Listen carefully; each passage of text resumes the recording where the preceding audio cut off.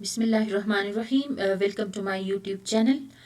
Today, in this video lecture, we will discuss further more topics of coordination and control, like receptors in human, eye, structure and function of eye, disorders of eye, and contribution of Muslim scientists.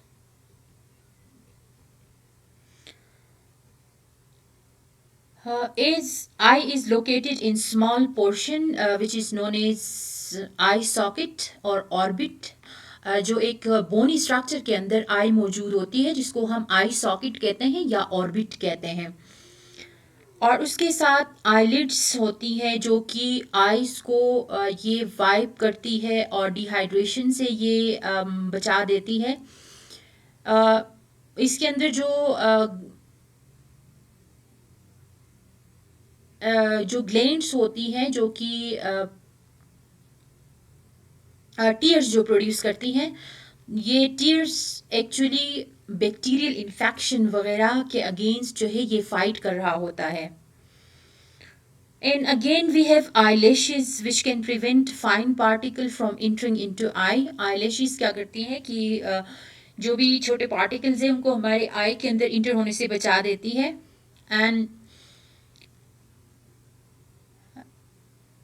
And if we talk about the structure of eye, it has three main important layers, जो कि सिक्लेरा कहा जाता है, outer layer, और उसके बाद जो है कोराइड होता है, इनर लेयर, और फिर उसके साथ जो उससे भी इनर लेयर होता है that is known as retina. Outer, middle and inner layer में आई को डिवाइड किया गया है।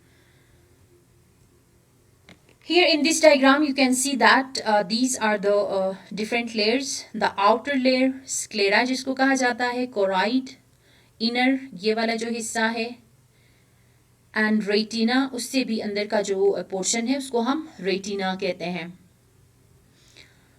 If we talk about the outer layer में जो sclera है ये white color देता है हमारे eye को, और इसमें dense connective tissues होती हैं जो कि और ये डेंस कनेक्टिव टिश्यू जो इनर कंपोनेंट्स ऑफ आई है उसको ये प्रोटेक्ट कर रहा होता है। ऑब्वियसली ये आउटर लेयर है तो ये इनर पार्ट्स को ये प्रोटेक्ट करेंगे और ये आई का शेप भी मेंटेन कर रहे होते हैं। एक तो आई को वाइट कलर ये देता है और दूसरा आई की शेप को मेंटेन करता है और प्रोटेक्शन प्रोवाइड करता है। और फ्रंट की तरफ ये जो सिक्लेरा है ये फ्रंट की तरफ जाके एक स्ट्रक्चर बनाता है, ट्रांसपेरेंट उभरी हुई एक स्ट्रक्चर बनाता है which is known as cornea. Front पे सिक्लेरा जो है वो फ्रंट की तरफ जाके एक ट्रांसपेरेंट स्ट्रक्चर बनाता है that is known as cornea. Here this is cornea, you can see the cornea here. ये वाला पूरा हिस्सा जो है ये कॉर्निया का कहलाता है।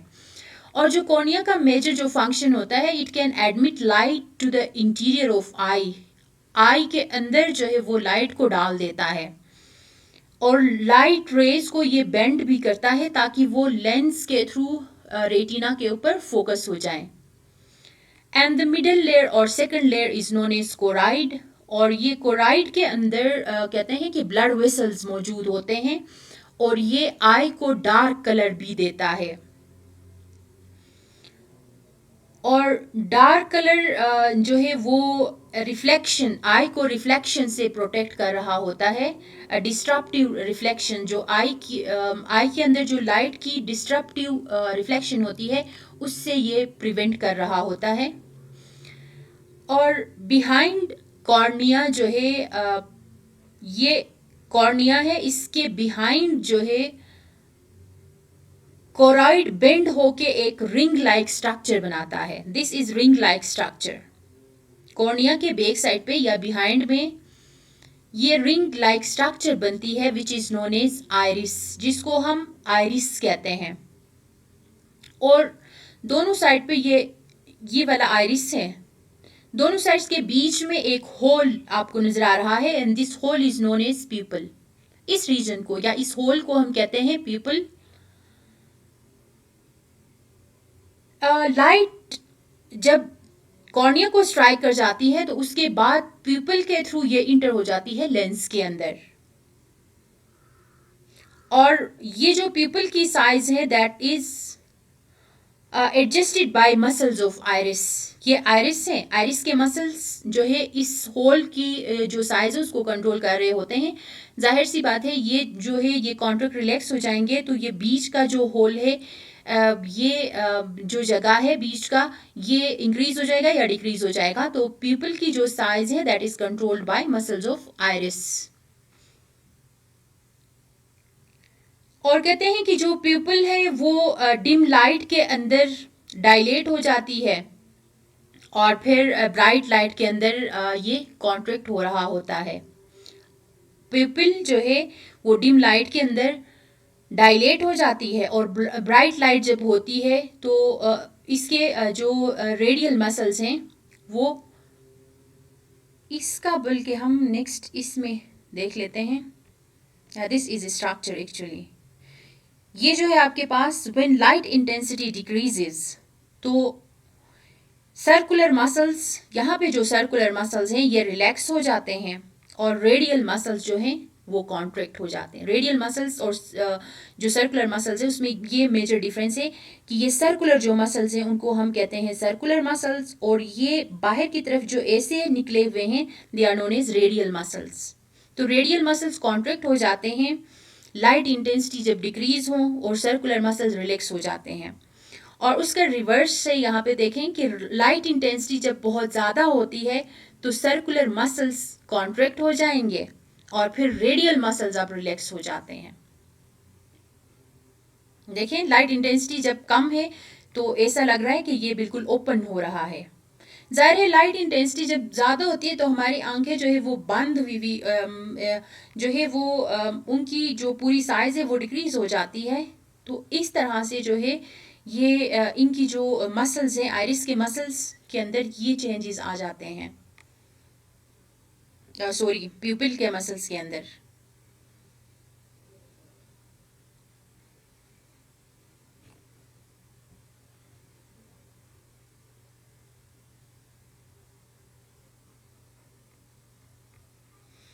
And then behind the iris, there is a convex lens which can focus light on retina. Retina के ऊपर ये पूरा रेटिना का हिस्सा है जो ब्लू कलर में आपको नजर आ रहा है। ब्लू कलर से अंदर का जो हिस्सा है ये रेटिना का हिस्सा कहलाता है जहाँ पे इमेज बनती है। ये लेंस लाइट को फोकस करके रेटिना के ऊपर इमेज बना रहा होता है। And then this lens is attach to ciliary muscles with the help of suspensory ligaments. बीच में ये लिगामेंट्स हैं, इन लिगामेंट्स की मदद से ये वाले सस्पेंसरी मसल्स कहलाते हैं। बोथ साइड्स पे देखें ये सिलरी मसल्स हैं, सिलरी मसल्स के साथ लेंस सस्पेंसरी लिगामेंट के थ्रू बाइंड हुआ हुआ है।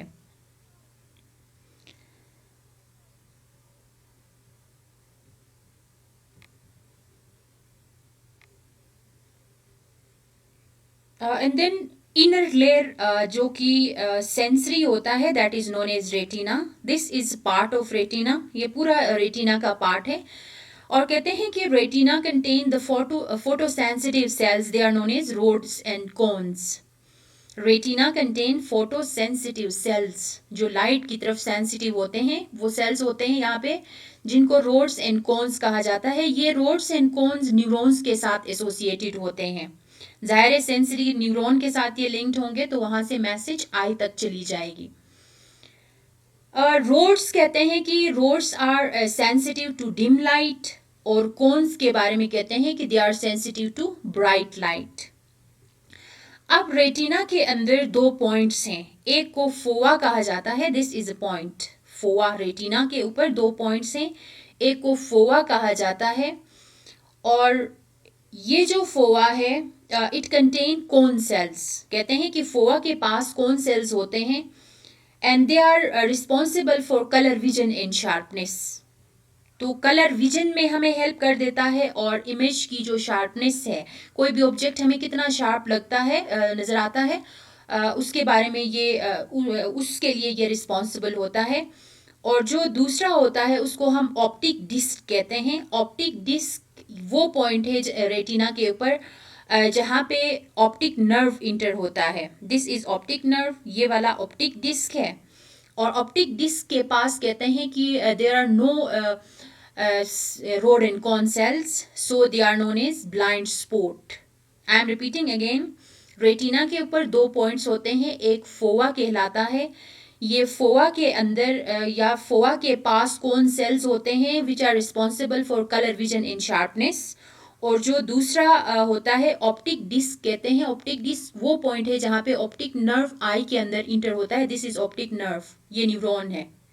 ऑप्टिक नर्व जहाँ पे आई के अंदर इंटर होता है उसको हम ऑप्टिक डिस्क का पॉइंट कहते हैं, और इसके पास ना कोई रोड सेल्स होते हैं ना कौन सेल्स होते हैं, इसलिए हम इसको ब्लाइंड स्पॉट कहते हैं, दिस इज ब्लाइंड स्पॉट।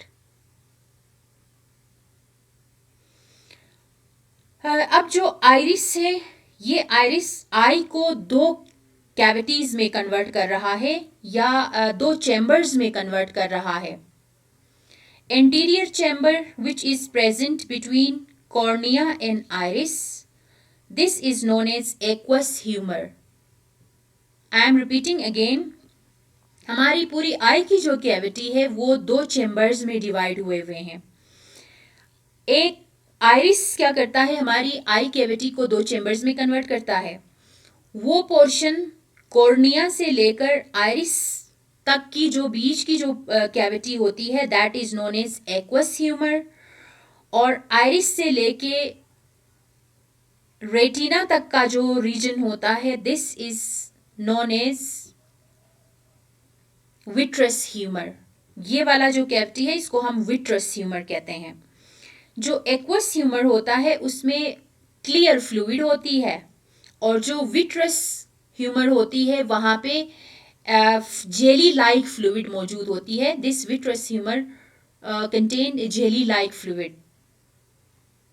ये क्या करता है कि आई की शेप को मेंटेन करता है, और फिर जो है लेंस को भी ये इसमें सस्पेंड कर रहा है, इस लिक्विड के अंदर लेंस भी सस्पेंड हो रही है। अब इमेज की फॉर्मेशन कैसे होती है, लाइट इंटर होगा यहाँ से कॉर्निया की मदद से, लाइट इंटर होगा होके ये एक्वस ह्यूमर में से गुजरेगा, वहाँ से लेंस वाले हिस्से में जाएगा, और लेंस वाले हिस्से से ये विट्रस ह्यूमर की तरफ जाता है। ये रेटिना का पार्ट है जहाँ पे जो है इमेज की फॉर्मेशन होती है, और यहाँ से ये जो भी इमेज बनता है उसकी जो सेंसरी नर्व इम्पल्स हैं या जो सेंसरी इंफॉर्मेशन है वो ऑप्टिक नर्व के थ्रू या नर्व इम्पल्स के थ्रू ये ऑप्टिक नर्व सीधा इसको ब्रेन में लेके जाता है, और वहाँ पे फिर जिस टाइप का भी सेंसेशन है विजन का वो वहाँ पे डिसाइड होगा, क्योंकि कोऑर्डिनेटर जो है आपका सेंट्रल नर्वस सिस्टम है तो वो डिसाइड करेगा, उसके बाद फिर जो है उस इमेज की डिटेक्शन हो जाती है।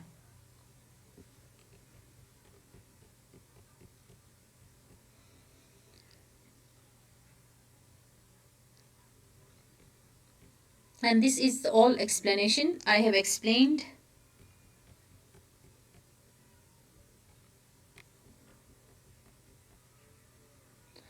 अब जो रोड सेल्स होते हैं वहाँ पे एक पिगमेंट होता है which is known as rhodopsin. Rod cells के अंदर की जो पिगमेंट होती है उसको हम रोडोप्सिन कहते हैं। जब लाइट फॉल होती है रोडोप्सिन के ऊपर तो ये ब्रेक डाउन हो जाता है जिससे नर्व इम्पल्स जनरेट हो जाता है। Presence of light rhodopsin will break for generating a nerve impulse. अब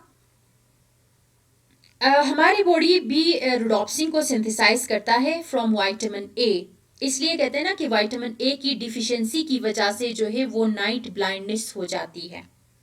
आई एम रिपीटिंग अगेन कि लाइट जब पड़ती है रॉड्स के अंदर एक पिगमेंट होता है जिसको हम रोडोप्सिन कहते हैं। प्रेजेंस ऑफ लाइट में ये रोडोप्सिन ब्रेक डाउन होके एक कंपाउंड बनाता है जिससे नर्व इम्पल्स जनरेट होती है, और ये जो रोडोप्सिन है ये विटामिन ए से हमारी बॉडी खुद प्रिपेयर कर सकती है इस रोडोप्सिन को फ्रॉम विटामिन ए, और जिन लोगों के अंदर विटामिन ए की कमी हो जाती है उनके अंदर नाइट ब्लाइंडनेस कॉज होती है। Deficiency causes night blindness. Cons के अंदर भी एक पिगमेंट होता है जिसको हम इडोप्सिन कहते हैं। एडोप्सिन कॉन्स के अंदर होता है और रोडोप्सिन रॉड्स के अंदर होता है। There are 3 specific types of iodopsins जो कि थ्री डिफरेंट टाइप के कोन्स होते हैं जिनके अंदर स्पेसिफिक इडोप्सिन्स होती हैं जो कि ब्लू को डिटेक्ट करता है, ग्रीन को और रेड के लिए। वो तीनों एक एक कलर को डिटेक्ट करने के लिए रिस्पॉन्सिबल होते हैं। अब किसी टाइप का अगर मसला आ जाए कोन के अंदर तो वो पर्सन जो है वो क्या करेगा कि कलर ब्लाइंड कहलाएगा। he become unable to differentiate these three colors, green, red और ब्लू में वो बंदा डिफ्रेंशिएट नहीं कर पाएगा, जिसकी वजह से हम कहते हैं कि वो कलर ब्लाइंड हो गया है। there are two types of disorders of eye के working of I is affected by changes in shape of eye ball. जो आई बॉल है उसकी शेप में चेंज आने की वजह से दो टाइप के डिसऑर्डर्स जहाँ यहाँ पे अपीयर हो जाते हैं। एक को हम कहते हैं myopia which is as result of elongation of eye ball. Eye ball elongate हो जाता है जिसकी वजह से ये डिजीज अपीयर हो जाती है। मायोपिया का मतलब होता है शॉर्ट साइट, मतलब बंदे को करीब की चीज़ें नज़र आ जाती है लेकिन दूर की चीज़ें नज़र नहीं आती। The person not able to see distinct objects clearly, दूर की चीज़ें उसको नज़र नहीं आती। And image of distinct object is found in front of retina. यहाँ पे रेटिना के इन फ्रंट पे इमेज बनती है, थोड़ा सा पीछे बनने की बजाय जो है वो फ्रंट की तरफ बनती है। This can be rectified by using concave lens. तो उन बंदों को ग्लासेस दिए जाते हैं जिसके अंदर कनकेव लेंस मौजूद होता है। Here in this diagram you can see that यहाँ पे इमेज बनती है बल्कि यहाँ पे बननी चाहिए। तो कन्वेक्स लेंस लगाएंगे तो ये इधर का जो इमेज है वो जाके थोड़ा सा पीछे बन जाता है। This is treatment. ट्रीटमेंट में कनकेव लेंस दिया जाता है। कनकेव लेंस कंटेनिंग जो है वो ग्लासेस दिए जाते हैं बंदे को। एंड देन हाइपरमेट्रोपिया जिसको लॉन्ग साइट कहा जाता है। इसमें बंदे को दूर की चीज़ें नज़र आ जाती है लेकिन करीब की चीज़ें नज़र नहीं आती। It happens when eye ball shorten. Eye ball की अपनी नॉर्मल साइज से अगर वो शॉर्टन हो जाता है तो ये डिजीज अपीयर हो जाती है। And image is form behind retina. Retina के बिहाइंड ये इमेज बनता है। And this is use to rectify, convex lens is use to rectify this problem. Here you can see that ये हाइपरमेट्रोपिया है। Image जो है कहीं दूर बन जाती है तो इस पोजीशन पे बननी चाहिए, यहाँ से भी ये पीछे बन जाती है। तो कन्वेक्स लेंस के ग्लासेस बंदे को दिए जाते हैं तो ये इमेज को थोड़ा सा आगे यहाँ पे बना देता है, which is a treatment of hypermetropia. And what are the contributions of Muslim scientists in field of ophthalmology. Ibn Sina का कहा जाता है कि इसने ऑप्थेमोलॉजी के ऊपर बुक लिखा था 952-1012 and he described 130 eye diseases and he prescribed 143 drugs to treat these diseases. And then Ibn al-Haytham, he wrote a book of optics and he also described the structure of eye, image formation in eye and visual system. तो उस time पे जो है इन्होंने ऑप्थेमोलॉजी के ऊपर इतना जो है मुस्लिम साइंटिस्ट ने इतना काम किया है। Thank you so much for watching my video.